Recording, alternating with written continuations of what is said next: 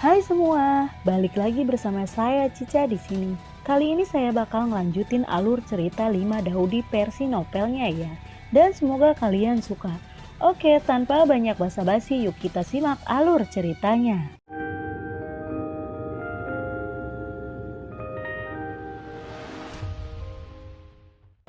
Di cerita sebelumnya, Xiaoyan melirik Luo Tian dengan kemarahan. Dan pedang dewa dan iblis di tangannya perlahan jatuh tanpa ragu.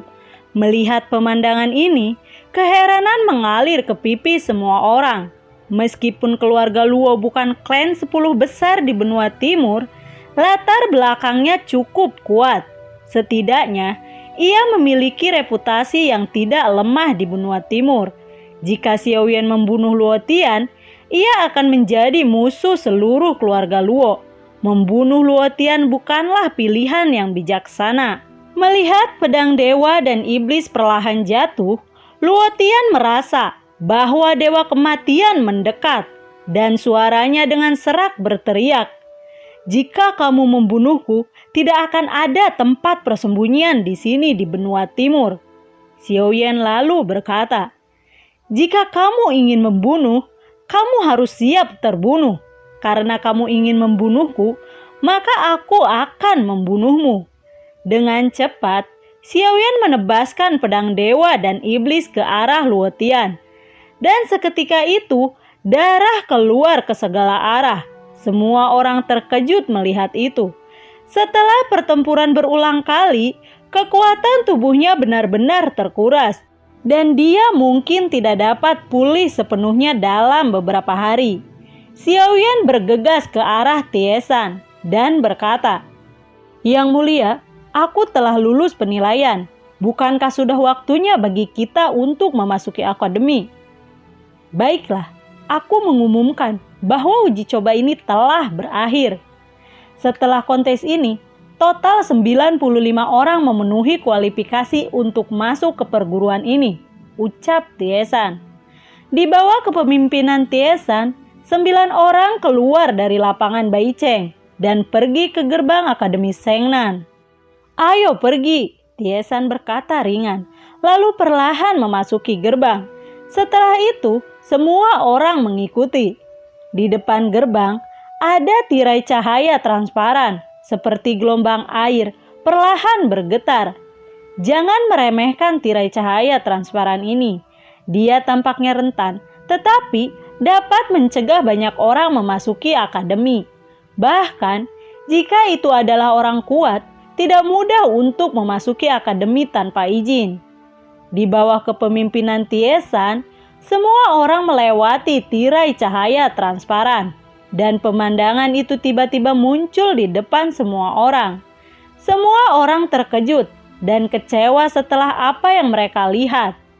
Di dalam akademi hanya ada halaman besar yang bobrok, dan alun-alun ada di tengahnya. Di sekitarnya ada paviliun dan rumah-rumah yang bobrok. "Ini Akademi Shengnan?" Banyak orang di kerumunan bertanya dengan ragu. "Ya, ayo pergi. Aku akan mengantar kalian untuk mengatur akomodasi," ucap wajah tua Tiesan. Di alun-alun, terlihat ada beberapa orang yang berlatih keterampilan bertarung. Apakah ini benar-benar Akademi Shengnan yang terkenal? Melihat halaman yang sepi dan sunyi, banyak orang merasa kecewa. Di benak semua orang, Akademi Shengnan seharusnya tidak seperti ini. Banyak orang sangat tidak senang, dan beberapa orang bahkan mundur. Jumlah orang yang terpilih 95 orang. Terdiri dari 50 laki-laki dan 45 perempuan. Segera Tiesan mengalokasikan asrama untuk perguruan tinggi tersebut. 1 untuk setiap 5 orang.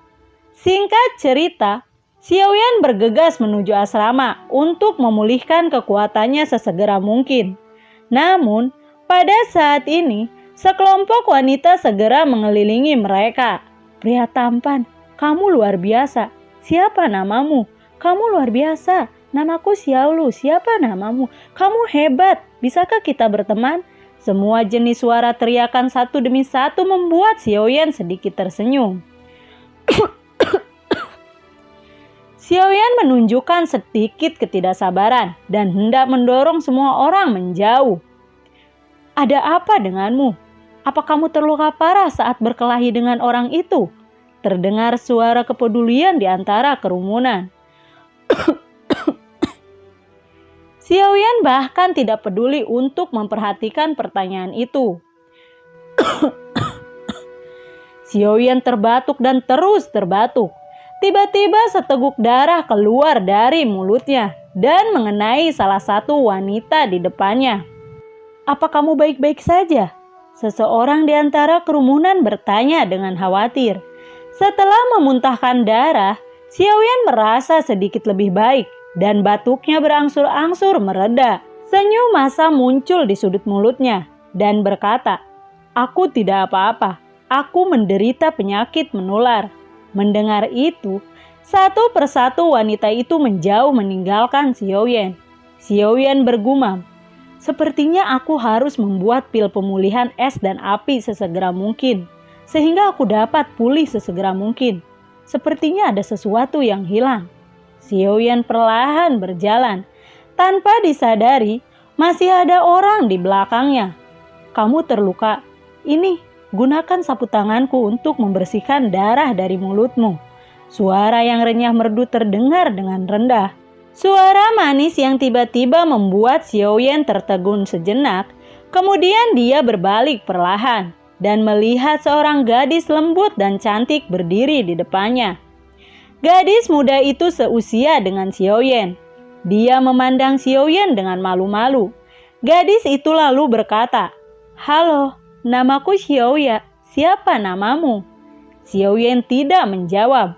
Dia benar-benar tidak menyukai gadis itu, dan dia tidak mengambil sapu tangan itu. Xiaoyan mencibir, "Tidak, kamu bisa menyimpan sapu tangan itu untuk dirimu sendiri. Aku tidak bisa menggunakan sapu tangan wanita." Wajah Xiaoya sedikit memerah, dan dia segera berbalik meninggalkan Xiaoyan.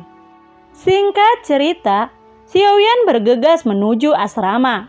Di sana dia melihat 4 orang lainnya sudah tiba di asrama terlebih dahulu. Xiaoyan bergegas ke tempat tidur, duduk bersila, dan mulai berlatih sepanjang malam dihabiskan untuk kultivasi. Tidak terasa, pagi pun telah tiba. Xiaoyan membuka matanya. Setelah semalaman berkultivasi, dia merasa segar pada saat ini, dan seluruh tubuhnya sangat nyaman. Xiaoyan segera turun dari tempat tidur dan berjalan keluar dari asrama menuju alun-alun. Di sana, dia melihat beberapa orang sedang berlatih. Namun, di antara mereka tidak terlihat murid baru, melainkan murid senior. Xiaoyan berjalan perlahan di alun-alun. Hampir semua orang di alun-alun memandang aneh Xiaoyan, dan mereka menghindari Xiaoyan. Percakapan kecil datang dari suara rendah. Meskipun suaranya sangat rendah, Xiaoyan bisa mendengar dengan jelas. Hei, jauhi dia. Aku mendengar bahwa orang itu memiliki penyakit menular dan dia akan bertahan hidup dalam beberapa tahun. Hati-hati, jangan terinfeksi olehnya. Benarkah? Kalau begitu, aku harus berhati-hati." Suara percakapan rendah dari sepasang pria dan wanita muda masuk ke telinga. Dan Xiaoyan hanya bisa menggelengkan kepalanya dan tersenyum. Hari berlalu, semakin banyak orang mulai memasuki alun-alun. Saat jumlah murid terus meningkat, suara bising membuat seluruh akademi menjadi hidup. Xiaoyan berdiri di tengah kerumunan murid baru. Semua orang enggan mendekatinya. Para murid di sekitarnya menunjuk dan berbicara tentang dia. Tiesan dan wanita cantik berjalan berdampingan dan berkata, "Selamat pagi semuanya."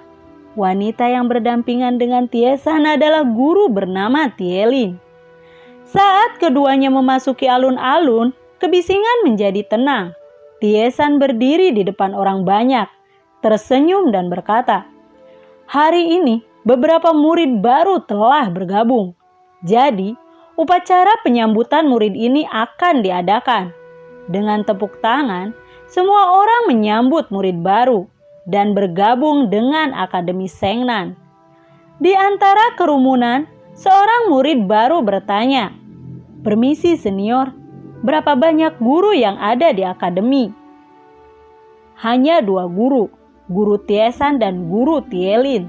Guru Tiesan bertanggung jawab atas siswa lama, dan Guru Tielin bertanggung jawab atas siswa baru." Senior itu menjawab dengan tersenyum pahit. "Bagaimana kita bisa berlatih di akademi?" Seseorang terus bertanya pada senior. Ini sulit untuk dikatakan," senior itu berkata dengan senyum misterius. Tiesan berteriak kepada semua orang, "Upacara hari ini selesai. Siswa lama dibubarkan. Mereka berlatih sendiri. Dan siswa baru tetap tinggal di sini." Mengikuti perintah Tiesan, semua murid senior memandang murid baru dengan simpatik dan kemudian pergi. Setelah murid senior itu pergi, Tiesan tersenyum kepada Tielin dan berkata, "Aku akan menyerahkan sisanya padamu. Kamu akan mengurus mereka." "Tidak masalah," Tielin sedikit mengangguk dan tersenyum. Tielin mendatangi murid baru dan tersenyum kepada semua orang. Lalu dia berkata, "Dalam 6 bulan ke depan, aku akan menjadi guru kalian. Kalian dapat bertanya kepadaku jika kalian memiliki pertanyaan." "Akademi pembohong, kualifikasi apa yang harus kamu ajarkan kepada kami? Aku ingin keluar," seorang pemuda di kerumunan berteriak. Dan murid lain juga setuju dan meminta untuk keluar. Untuk sementara, para murid marah dan adegan itu hampir lepas kendali. Menghadapi situasi ini, Tielin tetap tidak berubah dan berkata dengan acuh, "Siapapun dari kalian yang ingin keluar, silahkan keluar. Aku ingin memberitahu kalian bahwa ini adalah langkah pertama yang sulit. Di hari-hari mendatang, itu akan menjadi 100 kali lebih sulit, 1000 kali lebih sulit, dan bahkan mengancam jiwa. Jadi, kalian sekarang sudah terlambat untuk memutuskan untuk berhenti. Karena begitu kalian mulai berlatih di akademi, akan sulit untuk berhenti." Mendengar itu, banyak siswa saling memandang dengan sedikit ragu. Setelah beberapa keraguan, 5 dari mereka akhirnya memilih untuk keluar. Melihat ekspresi bingung mereka, Tielin berkata, "Apa yang kalian rasakan di akademi ini? Bicaralah, kalian dapat berbicara dengan bebas." Semua orang saling memandang. Semua ragu-ragu dan ada sedikit keheningan untuk sementara waktu, dan semua jenis kata-kata tidak menyenangkan terdengar satu demi satu. "Tidak begitu baik, buruk. Ini benar-benar buruk. Akademi Sengnan memiliki nama palsu. Sengnan College sampah. Sengnan College bohong. Sengnan College adalah perguruan tinggi yang menipu." Mendengarkan suara orang yang mengeluh terus-menerus, Xiaoyan juga memiliki pertanyaan di hatinya dan tidak bisa menahan diri untuk bergumam pada dirinya sendiri. Apakah Akademi Sengnan benar-benar seperti ini? Tielin lalu berkata dengan keras, "Sudah selesai." Mendengar teriakan keras Tielin, banyak murid yang tiba-tiba terdiam. Wajah cantik Tielin sangat dingin dan dia bertanya dengan tegas, "Mengapa kalian bergabung dengan Akademi Sengnan?" "Untuk menjadi lebih kuat, untuk kehormatan Akademi Sengnan, untuk menjadi Kaisar Dou secepat mungkin," semua murid menjawab dengan serempak. "Baiklah, bagus sekali.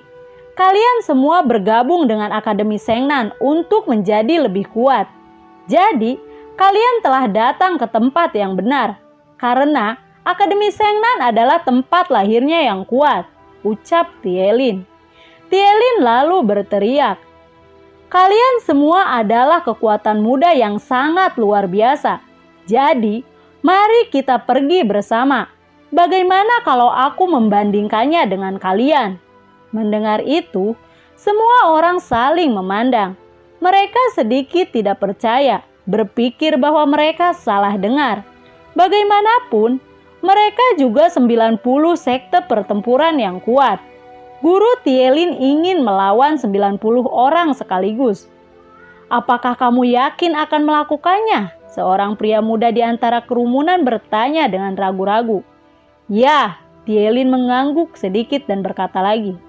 Selanjutnya, ketika aku bertarung dengan kalian, aku tidak akan menggunakan dendam. Selama pertarungan, jika kalian merasa tidak bisa bertahan, panggil saja aku untuk mengakui kekalahan. Aku akan berhenti menyerang. Apa kalian mengerti? Di alun-alun, lusinan semangat juang yang kuat dengan warna berbeda meledak tiba-tiba dan menakutkan. Namun, ketika fluktuasi energi menyebar ke tepi alun-alun, tirai cahaya tak terlihat muncul, memantulkan kembali semua fluktuasi energi. Ternyata, penghalang ruang sudah dipasang di atas alun-alun. Pada saat ini, banyak murid senior bergegas keluar dari ruangan dan keluar dari alun-alun, menunggu untuk menonton pertunjukan besar yang akan dipentaskan. Serang! Seorang pemuda berteriak dengan keras dan memimpin dalam penyerangan Guru Tielin. Sementara yang lain juga mendesak dendam mereka, mengepung Guru Tielin. Menghadapi serangan dari banyak murid, Tielin tersenyum tipis, tapi tidak ada kilatan menghindari. Buar, buar, buar, buar. Suara nyaring terdengar dan dendam banyak murid meledak di tubuh Guru Tielin tanpa ampun. Dengan keras, Guru Tielin langsung hancur berkeping-keping. Tetapi tidak ada percikan darah, namun langsung musnah dalam kehampaan. Melihat itu, semua orang terkejut dan pada saat yang sama mereka tahu di dalam hati mereka bahwa apa yang baru saja mereka pukul hanyalah bayangan Guru Tielin. Semua orang mendesak dendam mereka. Kekuatan yang menakutkan menyerang Guru Tielin. Namun, pada saat semua orang hendak membombardir tubuh Tielin, Tielin menghilang begitu saja, langsung menghilang di tempat.